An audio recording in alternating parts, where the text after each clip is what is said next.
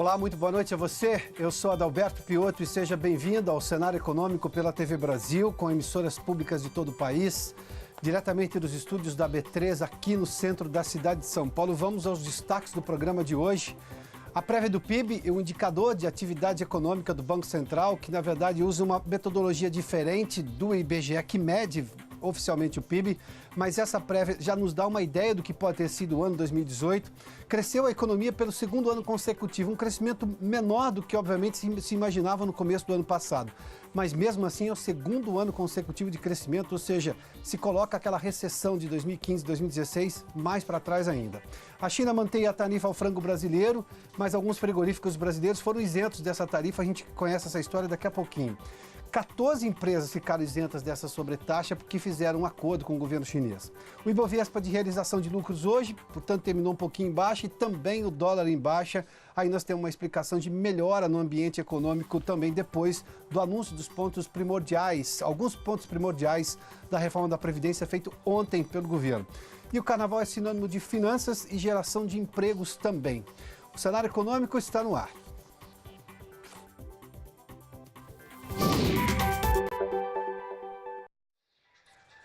O índice de atividade econômica do Banco Central registrou um crescimento da economia do ano passado acima de 1%. É o segundo ano consecutivo que a gente tem crescimento na economia, porque a gente veio de uma recessão, você se lembra, em 2015 e 2016, severa. 2017 saímos da recessão e agora a confirmação de um novo ciclo econômico para o país. Mas vamos dar uma olhadinha, porque, obviamente, o crescimento é, sim, uma notícia positiva. Se a gente se lembrar dos prognósticos econômicos que tínhamos no final de 2017 e começo de 2018, era de um ano com um crescimento muito maior. Se falava num crescimento mínimo de 2,5%. Alguns estimavam até 3% de crescimento da economia no ano passado. Mas vamos relembrar de pelo menos 3 fatos do ano passado que, obviamente, mexeram muito com a economia. Primeiramente, uma mudança na política de juros dos Estados Unidos que drenou recursos de economias emergentes logo no começo do ano passado, como é o caso da economia brasileira. A economia brasileira é uma economia emergente. Depois, em maio, talvez o fato principal, pelo menos no primeiro semestre, foi a greve dos caminhoneiros. 11 dias de greve dos caminhoneiros que afetou a vida inteira no país. E, obviamente, isso traz uma série de dúvidas, sobretudo para a economia, que depende, obviamente, do transporte de caminhoneiros. Vamos lá.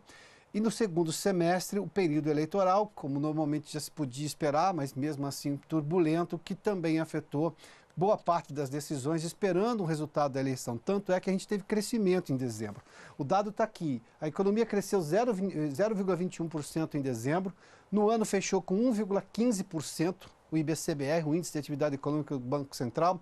E se eu comparar 18 com 17, ou seja, o mês de dezembro de 18 em relação ao mês de 17, eu também tive um crescimento, o que demonstra claramente que o ano passado, apesar dos problemas todos, foi melhor do que 2017, que já tinha sido positivo.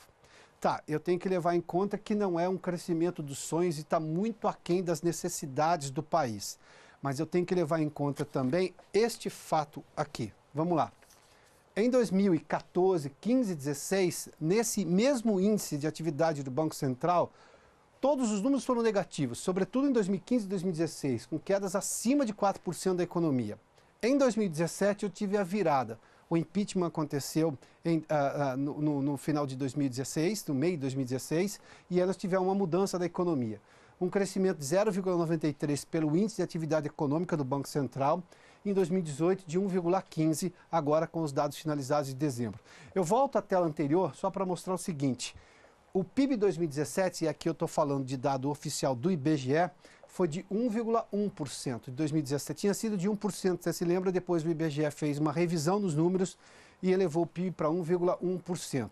Ou seja, eu tenho a divulgação pelo IBGE do Produto Interno Bruto no dia 28 de fevereiro. Aí nós teremos os números oficiais, porque é exatamente o IBGE quem mede oficialmente o Produto Interno Bruto brasileiro. A estimativa do mercado ainda é de 1,25%, mas há quem aposte num crescimento até de 1,4%, ou seja, muito maior do que a gente viu aqui pelo Índice de Atividade Econômica do Banco Central, que também dá para perceber historicamente é menor do que propriamente o PIB, ou seja, é uma estimativa que não tem exatamente a mesma metodologia, mas é um indicativo, ou seja, nós teremos crescimento sim no ano passado, mas lamentavelmente menor do que se imaginava, mas enfim, eu exemplifiquei aqui 3 fatos que foram notáveis do ponto de vista de afetar a economia brasileira no ano passado.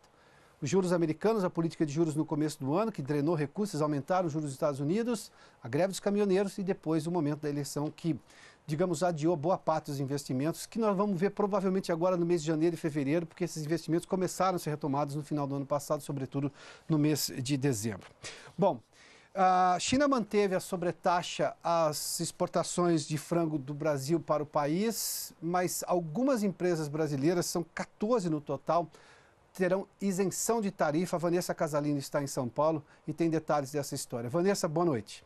Oi, Piotr. Boa noite para você, boa noite a todos. Entre essas 14 empresas estão a BRF e a JBS. A gente lembra que o Brasil é o maior exportador mundial de carne de frango e também o maior fornecedor para a China. Essa isenção vem enquanto o Brasil tenta resolver uma questão antidumping lançada em agosto de 2017, ou seja, o Brasil estaria inundando o mercado chinês com o nosso produto nacional. Agora a China vai isentar as empresas brasileiras desde que as vendas sejam feitas acima de um preço mínimo que não foi divulgado. De acordo com o Pequim, uma lista de empresas vai ser excluída das tarifas como parte de um compromisso de preço firmado entre China e Brasil. A lista desses exportadores também não foi divulgada. No ano passado, uma determinação preliminar tinha fixado impostos entre 18% e 38% sobre as importações chinesas de frango. Agora, Pequim decidiu por tarifas entre 17% e 32% a partir de domingo agora, por 5 anos. Essa mudança acontece depois que os preços chineses da carne de frango chegaram a níveis recordes no fim do ano passado por causa da produção doméstica, que ganhou mercado interno com a barreira tarifária. Mesmo assim, cálculos preliminares da investigação antidumping indicam que as exportações brasileiras de frango para a China devem registrar alta de cerca de 10% em 2018 em relação ao ano anterior, Piotr.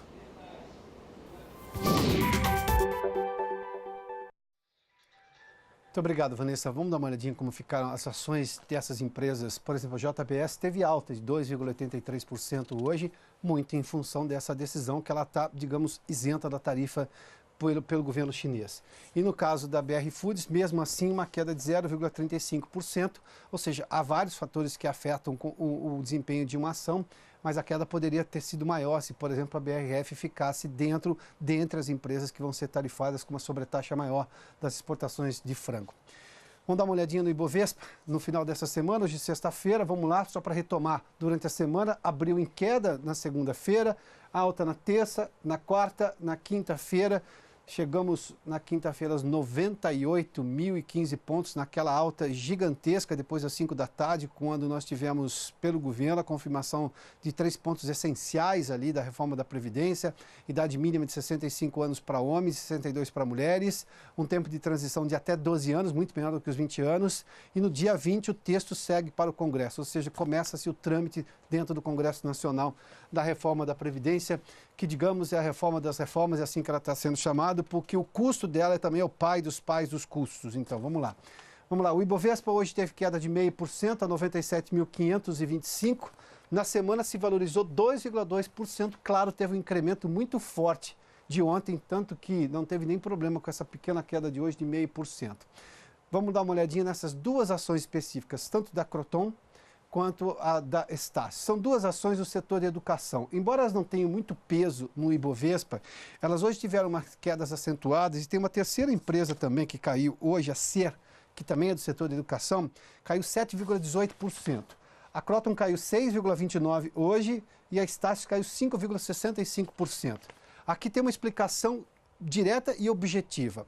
Hoje o ministro da Educação, Ricardo Vélez Rodrigues, anunciou um acordo com o ministro da Justiça, Sérgio Moro, para começar um processo de investigação sobre indícios de corrupção no Ministério da Educação em gestões passadas.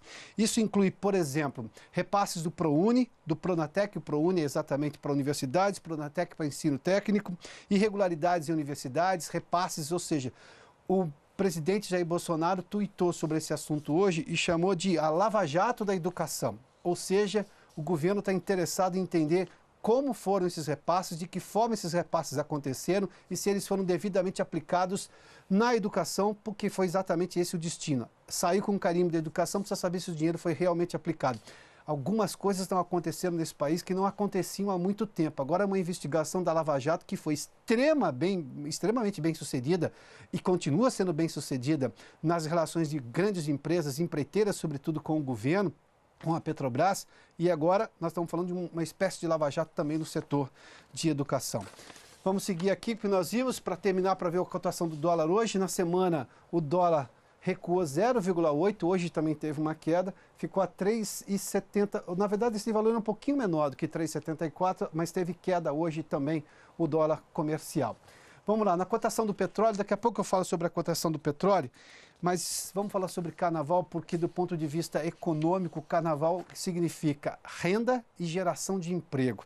O Maurício de Almeida está conosco no Rio de Janeiro e tem números sobre o impacto do carnaval na economia.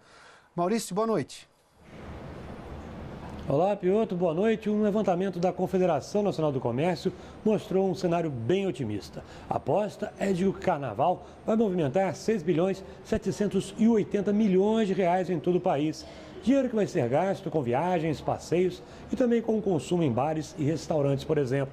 Se isso se confirmar, vai representar um crescimento de 2% para as atividades turísticas em comparação com a festa do ano anterior. O motivo, segundo a Confederação Nacional do Comércio, é a combinação de inflação baixa com dólar mais alto. A moeda norte-americana está aproximadamente 20% mais cara do que no ano passado, o que dificulta as viagens internacionais e impulsiona o turismo interno. Quem mais deve lucrar com o carnaval é o setor de bares e restaurantes, que pode ter um faturamento de 4 bilhões de reais. O Rio de Janeiro é o estado que mais deve receber turistas e, consequentemente, ter o maior faturamento com a festa, algo em torno de 2 bilhões de reais. Junto com o aumento das vendas no carnaval, surgem também ofertas de emprego. A Confederação Nacional do Comércio acredita que, para atender a demanda, vão ser contratados 23.600 trabalhadores temporários, alta de 23,4% em relação ao carnaval de 2018 e o maior contingente de temporários desde 2015. Sem dúvida alguma, são bons números que comprovam como é importante explorar o turismo no Brasil e que o carnaval faz bem para o bolso. Piotr.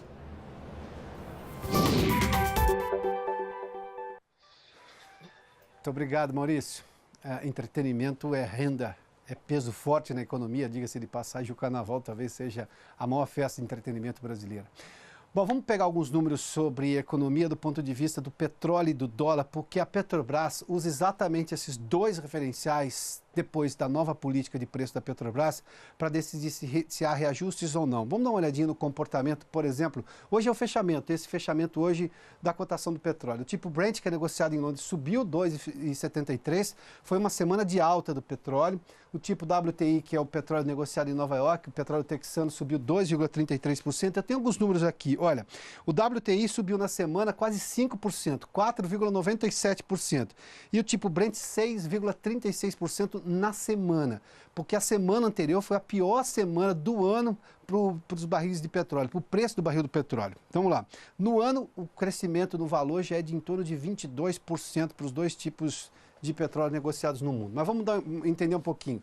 O petróleo tipo Brent, por exemplo, desde a sexta-feira da semana passada, 8, 11, 12, 13 e 14, veja só, teve uma alta, uma pequena alta, praticamente estável, uma queda depois na segunda-feira, e a gente viu aqui uma sucessão de altas durante esta semana, culminando com uma alta também hoje. Vamos lá. Se a gente olhar agora, por exemplo, a cotação do dólar, nós tivemos uma alta na sexta-feira da semana passada, ou seja, uma semana atrás, depois na segunda-feira alta, uma queda, na quarta alta, depois na quarta-feira, perdão, e no dia 14, ontem, quinta, uma queda de 0,34%. Esses dois índices mapeiam, de alguma forma, vão nortear a decisão da Petrobras. E a gente vê aí que o dólar está subindo, o dólar caiu nessa semana, mas o preço do barril do petróleo tem subido no mundo e isso pode indicar lá na frente uma possibilidade da Petrobras rever os preços e aumentar alguns combustíveis.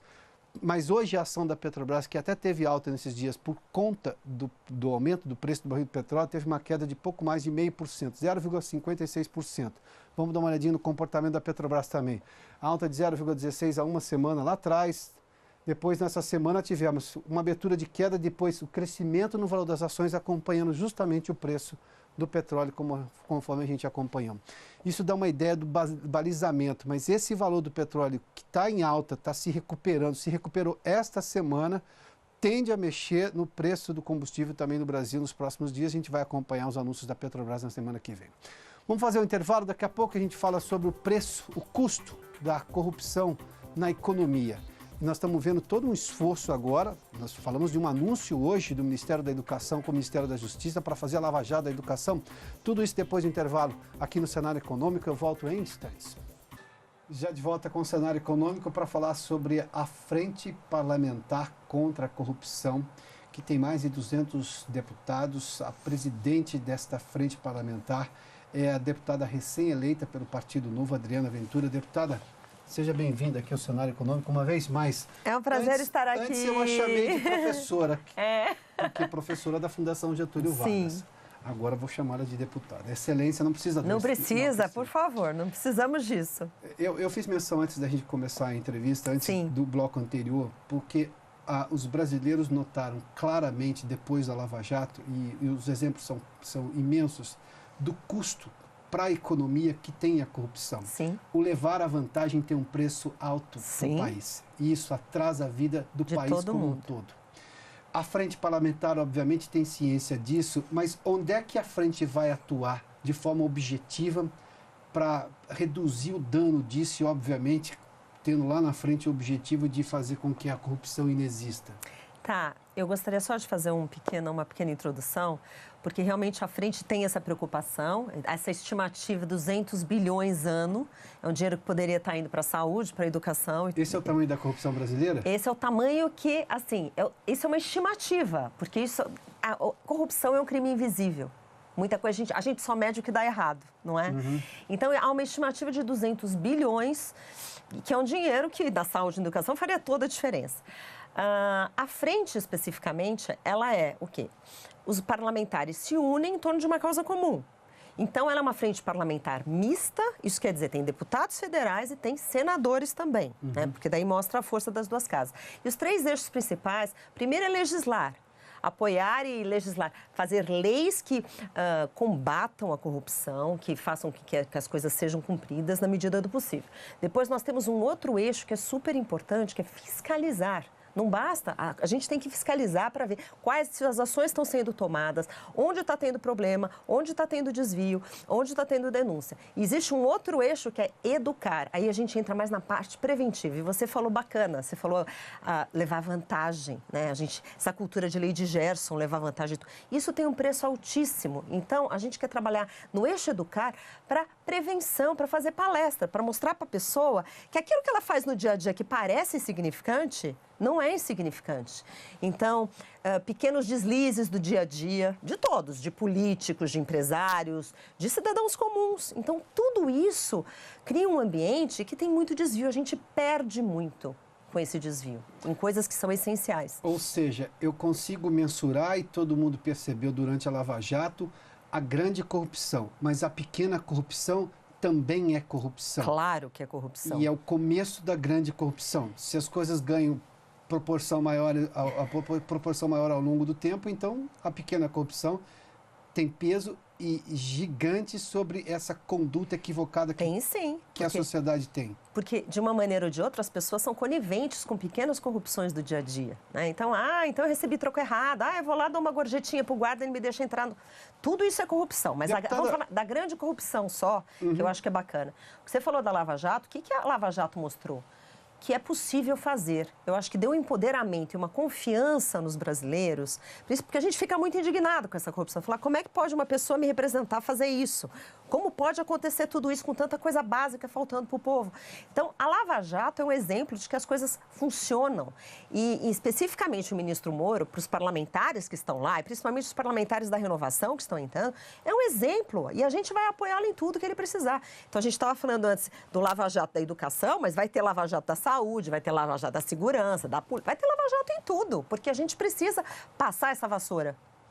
E a técnica do siga o dinheiro para descobrir como ele foi utilizado é o que funciona. É o follow the money, follow the money. A expressão em inglês. Então, eu acho... eu acho que o modelo que foi usado na Operação Lava Jato será replicado em diversos âmbitos e a gente precisa fazer isso. A gente precisa passar limpo. A frente parlamentar, especificamente, ela é composta por 220 parlamentares, senadores, deputados federais. Tem pessoas que são muito envolvidos com esse tema, desde delegados, ex-juízes, professores, juristas. Então, é suprapartidários, quer dizer, envolve 24 partidos diferentes. Então, não é uma questão de direita, é todo mundo. Isso é um tema de interesse nacional, isso é interesse comum, isso é interesse de qualquer parlamentar, porque é um tema da atualidade prioritário. Então, todos nós precisamos estar unidos nisso, certo? Então, tem 200, mas que vem os 510, mais os 81 do Senado, os 600 parlamentares têm que dar os braços nisso, não tem ideologia aqui. Deputada, vamos falar sobre o comportamento da média dos brasileiros, ou pelo menos de parte dos brasileiros. Vamos lá. Quando a gente viu todos aqueles grandes presidentes de empreiteiras se envolver em corrupção pesada com agentes públicos, eles não fizeram sozinho. Não. Os funcionários abaixo deles também, inclusive talvez uma secretária. E alguém vai dizer assim, eu fiz para não perder o emprego. Sim. Assim como um empresário preso disse assim, se eu não fizesse isso, eu não ganhava o contrato na Petrobras. Sim. A gente ouviu isso, se não me engano, Sim. do diretor da UTC, que era uma das empresas envolvidas. E quando a gente vê no próprio Ministério, eu tenho, obviamente, o ministro, mas eu tenho uma série de funcionários abaixo ali, ou de empresas estatais, ou seja, que não dá para imaginar que somente os cabeças, tanto da iniciativa privada quanto do setor público ou de estatais, é que vão decidir tudo. Obviamente que passa por eles. Mas como é que eu falo para esse cidadão médio, que é apenas um prestador de serviço da empresa ou do ministério, que talvez não tenha poder de veto, mas tem conhecimento da falcatrua? Então, como é que eu combato a corrupção ali? Aí que tá. Aí entra naquele terceiro eixo que eu te falei. É educação. Na verdade, o que a gente precisa fazer? A gente precisa fazer um trabalho com a sociedade de educação e de falar abertamente sobre o tema. Porque às vezes as pessoas não tomam conhecimento, tudo ficou normal, todo mundo faz isso. Né? Então vai ali, você vai conversar com um lojista, todo mês assim, passa um fiscal aqui, eu dou um dinheirinho para ele não me multar. O Brasil é assim mesmo, não adianta fazer nada, senão eu não vendo, senão eu vou ver. Então tá todo, na verdade, a Lava Jato acordou muita gente, falou, não, isso está errado, a gente tem que lutar contra o errado.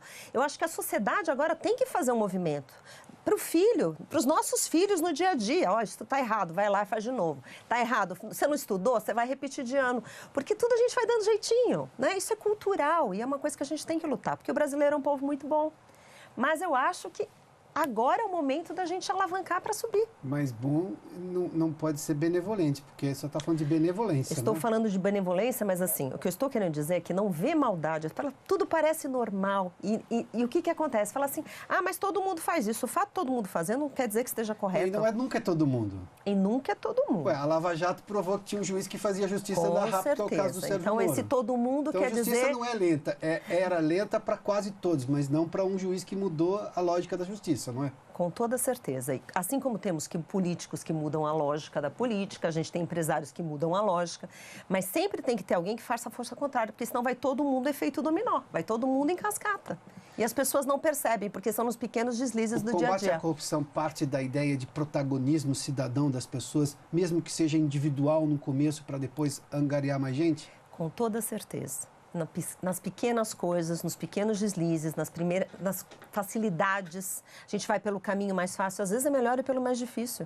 Então, a gente vê isso bastante em casa, nas pequenas coisas.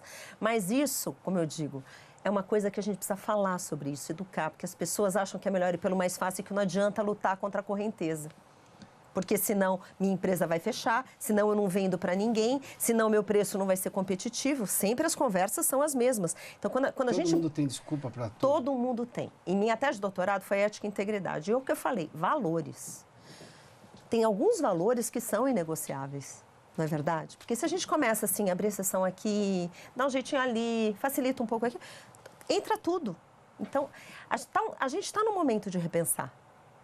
A Lava Jato mostrou isso pra gente. Mas isso é um avanço social que, se tornar um valor, a gente começa a fundar a sociedade brasileira, porque aí a gente passa a ter mais valores coletivos que pensam no coletivo, não é? Então, porque a questão é justamente o pensar no coletivo. Porque a partir do momento que a pessoa faz uma coisa que tanto faz, vou jogar aqui, pouco importa se está sujando a rua, não pensa no que vem depois, não pensa no outro. Se a gente começar a mudar esse jeito, a nossa sociedade Vai melhorar muito. Em todos os aspectos, a política vai melhorar, o cidadão vai começar a ser mais exigente. Como, assim, eu acho que estamos avançando. Deputada, nós vamos acompanhar... Já vamos acabar? Sim, nós vamos acompanhar. O tempo passa rápido, né? Passa muito rápido. Nós vamos acompanhar o trabalho da frente. Eu aguardo. Bom trabalho. Obrigada. Obrigado, Obrigada por estar aqui. A deputada Adriana Ventura conversou conosco do Partido Novo. Ela é exatamente a presidente desta Frente Parlamentar contra a Corrupção, que na verdade tem deputados e senadores. O cenário econômico termina aqui. Obrigado pela sua companhia durante toda a semana, por hoje também. Uma boa noite. A gente volta na segunda-feira. Bom final de semana. Até lá, hein?